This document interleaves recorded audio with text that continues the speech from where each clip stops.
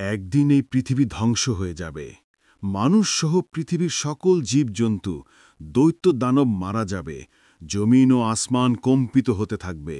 জমিন ফেটে যাবে। বাড়ি গাড়ি পাহাড় পর্বত ধ্বনিত তুলার মতো উঠতে থাকবে। অতঃপর শুরু হবে এক নূতন জীবন। সেই জীবনের নাম আখিরাত। সবাইকে এই দুনিয়ার সকল কাজকর্মের হিসাব দিতে হবে।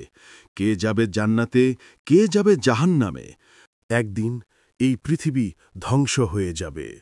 মানুষসহ পৃথিবীর সকল জীবজন্তু, দৈত্য দানব মারা যাবে। জমিন ও আসমান কম্পিত হতে থাকবে। জমিন ফেটে যাবে। বাড়ি গাড়ি পাহাড় পর্বত ধ্বনিত তোলার মতো উঠতে থাকবে। অতঃপর শুরু হবে এক নতুন জীবন। সেই জীবনের নাম আখেরাত।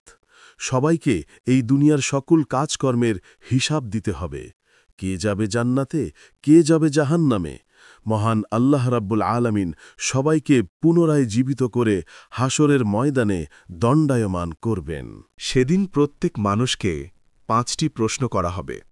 হাদিস শরীফে এসেছে কিয়ামতের দিন কোনো আদম সন্তান ৫টি প্রশ্নের উত্তর দেওয়া ছাড়া এক পাও মরতে পারবে না।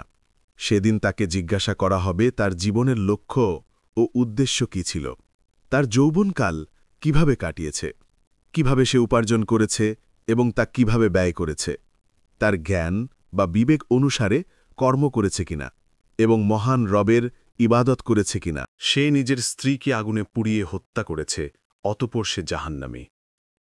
অনেক টাকা পয়সা থাকা সত্ত্বেও দান খয়রাত করেনি, অথচ সেই টাকা দিয়ে নেশা করেছে, অতঃপর সে জাহান্নামী। সে একটি মেয়ের সাথে জিনা করেছে এবং সর্বদা খারাপ কাজে লিপ্ত থাকত, অতঃপর সে জাহান্নামী।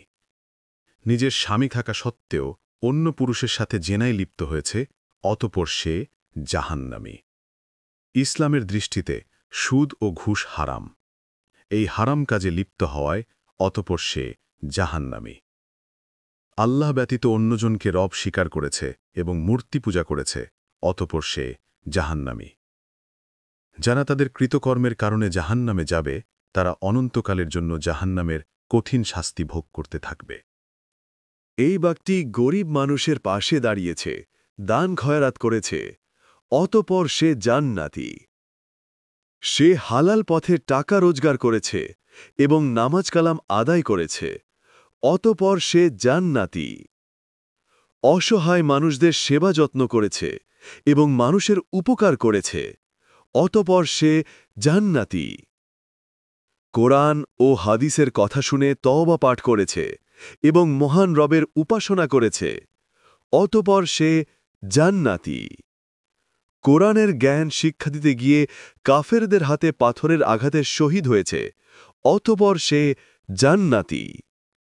যারা তাদের ঈমান ও আমলের কারণে জান্নাতে যাবে, তারা অনন্তকালের জন্য জান্নাতের নাজ নেয়ামত উপভোগ করতে থাকবে, যা কখনো শেষ হবার নয়।